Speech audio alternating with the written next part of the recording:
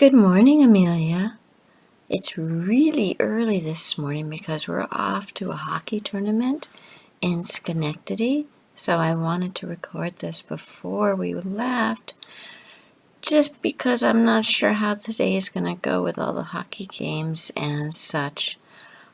This is going to be a quiet one because the dogs are at doggy daycare right now, and Ramona's at a friend of ours' house, and she's going to go to an adoption event today.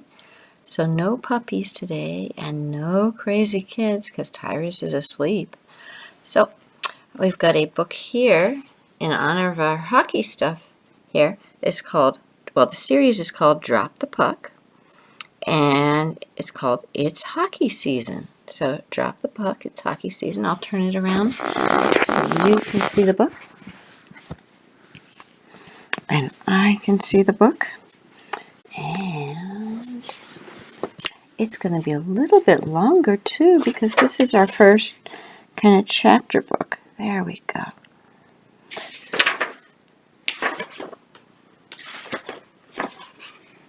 And what it says here is, to the many hockey players in our lives, past and present, who shared their passion, love, and spirit of the game.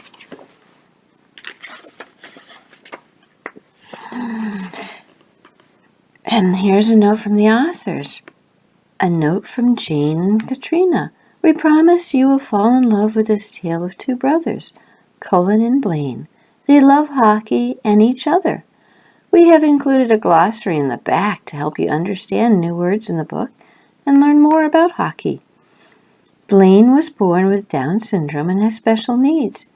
Down syndrome is a genetic disorder that can cause physical growth delays, characteristic facial features, and a mild to moderate intellectual disability. Blaine's speech at times can be stuttering, slurring, and repetitive. It might be challenging to read and understand at first, but don't give up. Blaine wouldn't, and you shouldn't either. As you read, ask your parents and friends if you need help. You can also talk to us, and they have their website there. And the story goes, for the love of the game. There's a picture of a frozen pond. Pre-game, breezers and jerseys.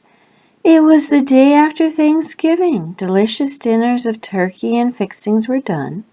For many, it was a day of shopping and reminiscing about their traditions and family gatherings.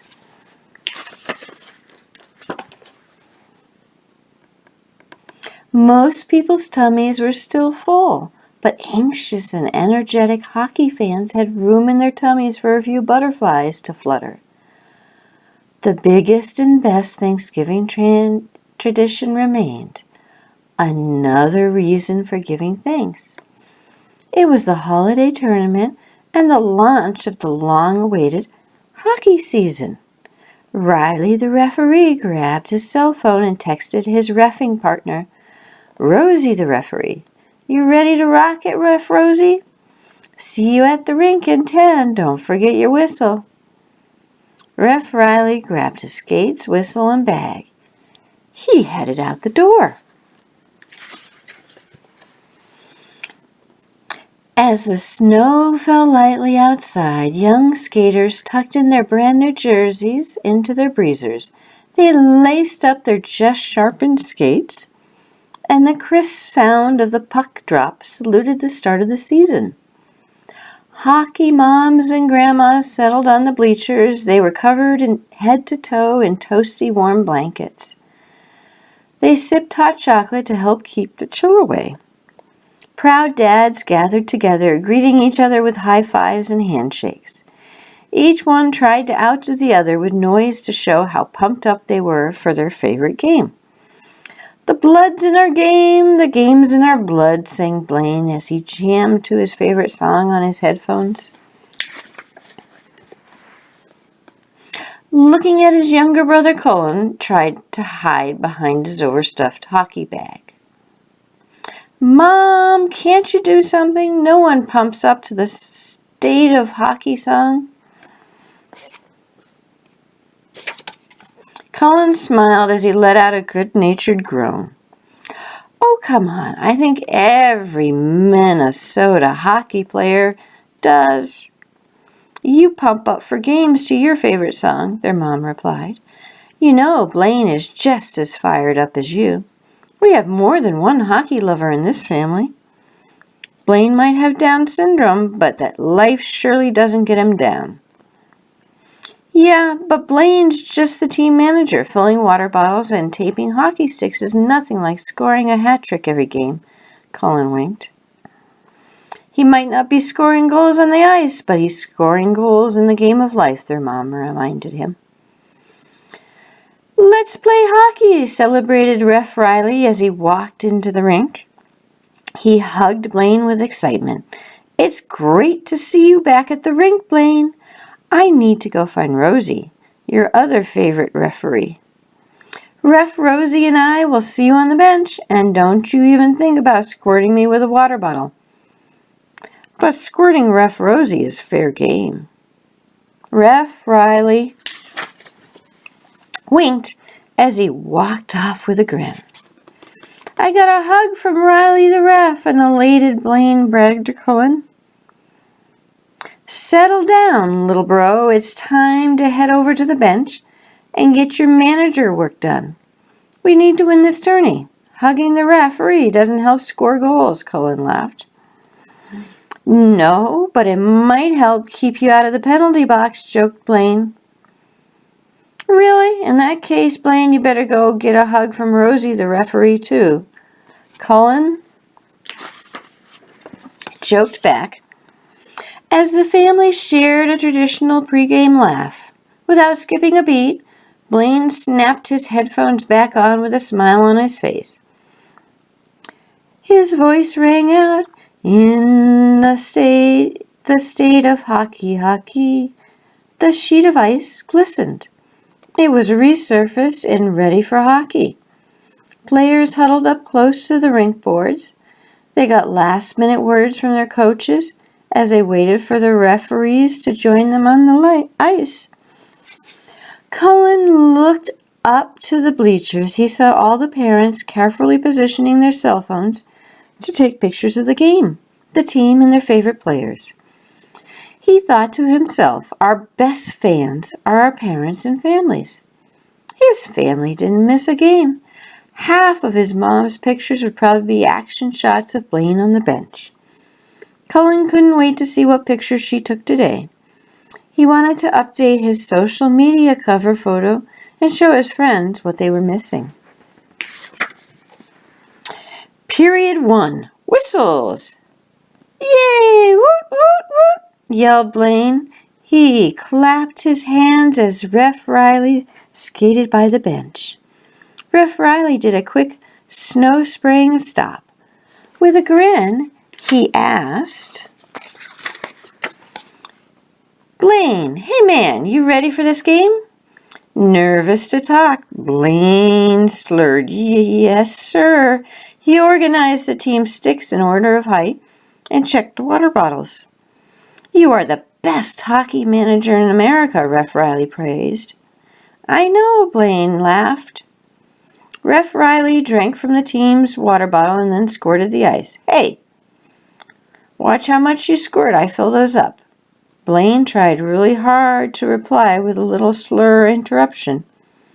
I love being the team manager, and I love hockey. We all do, Blaine. Best game in the world. Ref Riley smiled in agreement. As Ref Riley put down the water bottle, Ref Rosie skated over. She picked up the bottle. As fast as Ref Rosie could, she squeezed it at her reffing partner. She gave Ref Riley a quick shower, which gave Blaine an instant belly laugh. Blaine's mom was secretly positioned behind the bench with her cell phone. She snapped a quick shot of Blaine laughing at the referee's water fight.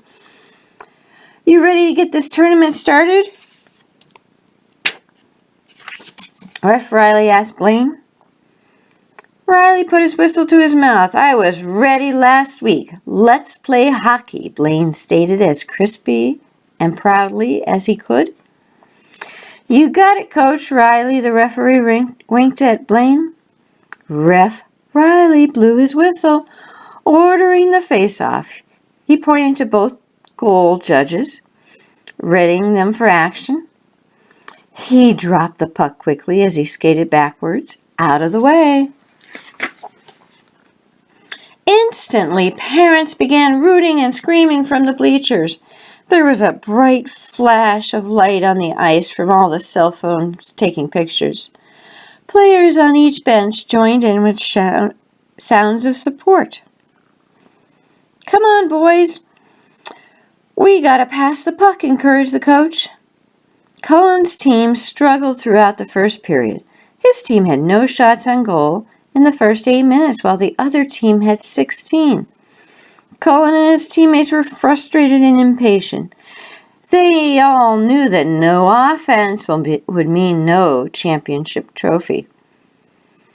Blaine clapped louder and louder in the bench area. Watching each play, as players returned to the bench after each shift, Blaine patted the tops of their helmets as a sign of support. Hey, quit smacking our helmets. Leave your hands off my teammates, snapped Cullen. He pointed to the corner of the bench. Go sit over there. Confused by his brother's reaction, Blaine sat quietly on the bench for the rest of the period. Knock it off, Cullen, yelled the coach. Don't take your frustrations out on Blaine. The coach turned to the whole team gathered at the bench. You all need to start playing the puck. You need to focus on getting goals in the net.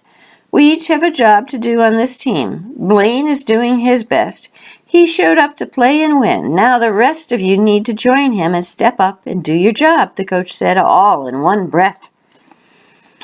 Cullen knew his coach was right. He realized he took his own frustration out on his brother. But he was still upset. The game wasn't going well at all. Not only was there no offense, but he and his teammates couldn't stay out of the penalty box. The entire team needed to play harder and create scoring chances. First intermission, water bottles. The game was scoreless after the first period. Blaine quickly gathered all the water bottles to fill them. In the locker room, the team sat quietly. As Cullen walked in, he slammed the stick against the wall in anger. Instantly, the stick snapped, broke into 3 parts, and flew across the locker room. Cool your jets, Blaine yelled as he went to pick up all the pieces of the stick. Gentlemen, Coach paused and took a breath before he continued. You have a job to do, and that's to play hockey as a team. Pass the puck, play your positions, and get that puck in the net. The coach began to walk out of the locker room, but first he pointed directly at Cullen. You owe your parents $100 for breaking your stick. Get your head back into the game. After the last water bottle was filled, Blaine roared loudly, We got this! Go score a goal! Get out of here, Blaine! Cullen burst. He stood up, ordering Blaine to leave the locker room. You're just the manager. You're not part of this team. The other players didn't say a word. A rare silence fell on the locker room.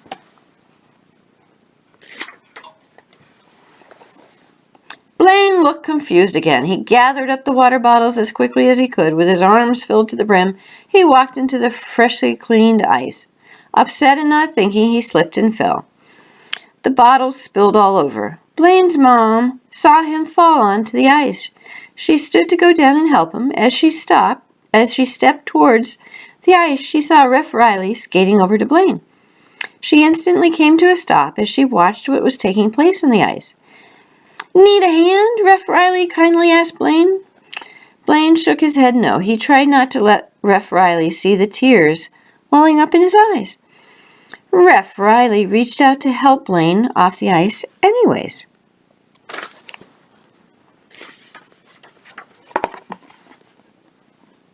No goals yet in this barn burner, Ref Riley said. He looked at Blaine and saw the tears. Hey, what's going on, champ? Cat got your tongue? He joked as he tried to cheer up Blaine.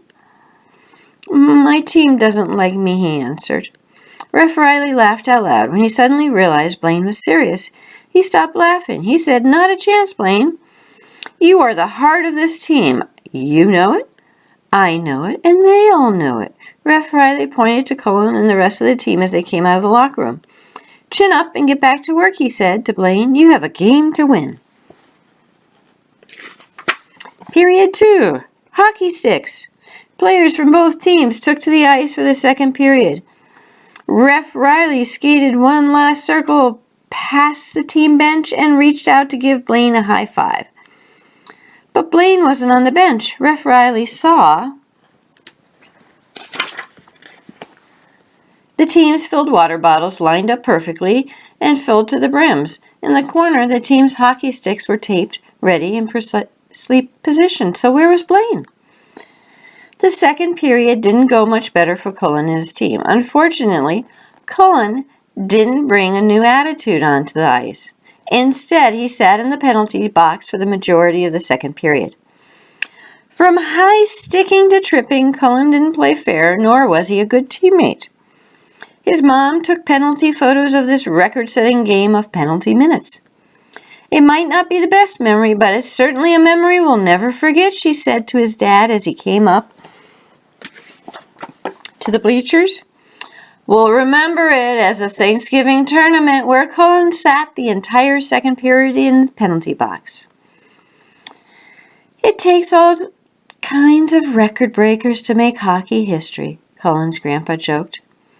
Don't go making a hotel reservation for Cullen's induction into the Hockey Hall of Fame just yet, his mother added with a laugh. You gotta love hockey, his dad said. This game teaches lessons beyond just winning. Speaking of winners, does anyone know where Blaine ran off to? I think he went back into the locker room, their mom answered. The horn blared through the rink. The second period came to a close. Cullen's team had yet to score a goal. Final intermission, paint cans and papers. Cullen and his teammates swung their sticks against the ice in frustration and headed to the locker room. As Cullen glided past Ref Riley, he threw down an empty water bottle and shot it like a puck.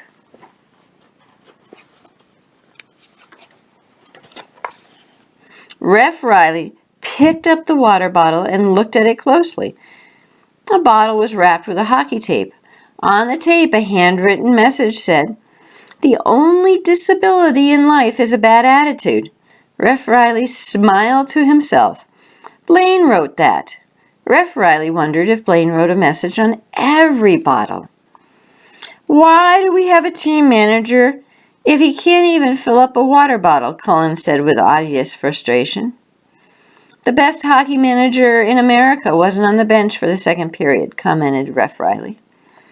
I'm sure my brother is just off pouting, Cullen snapped. I don't think he's the one pouting, Ref Riley pointed out. You could learn a lot from Blaine about hockey and life. He doesn't know anything about hockey, Cullen shot back, as he headed for the locker room, swinging his stick in a hissy fit. When Cullen opened the locker room door, he couldn't believe his eyes. His teammates couldn't believe their eyes either. There sat Blaine in the middle of the locker room, surrounded by cans of paint and pieces of poster board. The team was huddled around Blaine to read his posters. The posters spelled team. Where'd you get the paint? Asked Cullen. Mom brought it, answered Blaine. The teammates gave Blaine fist bumps. Genuine smiles and laughter broke out. Am I part of the team now? Blaine asked Cullen. Part of the team, Cullen echoed. You should be wearing the C for captain, not me. Cullen tapped his own chest. He patted his brother on the head with his gloved hand, just as he would a teammate. I'm sorry for being mean to you. Ref Riley is right on. You are the world's best brother and America's favorite hockey manager. Thanks, Cullen, answered Blaine. Period 3, piles of hats. Ref Riley skated over just in time to see Cullen patting Blaine's head as they came out of the locker room. Who's got one last period of hockey in them? Ref Riley asked with a grin. For the love of the game, we do, Cullen stated. Best game in the world, crowed Blaine in agreement. He set up the team posters behind the bench. Ref Riley looked at the posters and smiled over at Cullen. Yep, I think Blaine understands hockey just fine. With new spirit, Cullen and his teammates took to the ice. Before long, the horn blared, bringing the third period to a quick close. Cullen had scored a hat trick, and they had won their first game of the season. All the families filed down from the bleachers to take pictures of the team and the final score on the scoreboard. That was the most exciting period of hockey I've ever seen, yelled Cullen and Blaine's grandpa. Where did that sudden spurt of energy and team spirit come from? Questioned their mom. I'd like to announce today's player of the game, the coach said as the parents and players gathered around. Congratulations, Blaine. You didn't give up on the game or give up on the team. Your energy, spirit, and positive attitude shine through and help us win the game. Way to go, bro. You deserve it, cheered Cullen. He and the rest of the team picked Blaine up and lifted him high on their shoulders. Careful, you don't want to drop today's MVP, Blaine giggled. Ask the officials. Riley and Rosie's referee resources. Important words to learn. Assist. An assist in hockey is credited up to 2 players of the scoring team who shot past or deflected the puck towards the teammate who scored the goal. Attitude. A feeling or tendency to respond positively or negatively toward a certain idea, objective, person, or situation. Attitude influences your choice of action. Barn burner, an extremely exciting hockey game or competition. Body checking, knocking an opponent sometimes against the boards or to the ice by using the hip or body. Breezers, pants worn as part of a hockey player's uniform. Championship, a competition held to determine a winner. Down syndrome, a genetic disorder that can cause physical growth delays, characteristic facial features, and mild to moderate developmental disabilities. Goal. A goal is worth 1 point in hockey and is valid when a puck passes over the goal line and into the opposing team's goalie net. Hat trick, when one player scores 3 goals in a game. Hissy fit, a tantrum. Hockey Hall of Fame, a hockey museum dedicated to celebrating the history of ice hockey. It holds exhibits about players, teams, records, and trophies. Official, the main on-ice referee whose job is to determine penalties and award goals during the game. The official uses hand signals to enforce fair rules of the game. Penalty, a punishment for breaking the rules of the game. Most penalties are enforced and served by a player within the penalty box for a set number of minutes, during which the player cannot participate in play. Penalties are called and enforced by the referee. Penalty box, the area where a player sits to serve the time of a penalty. Resurfaced, to clean dirty, rough ice with an ice machine to make fresh, smooth ice. The ice machine is called a Zamboni. Stuttering, to speak or utter with irregular repetition or drawing out of sounds.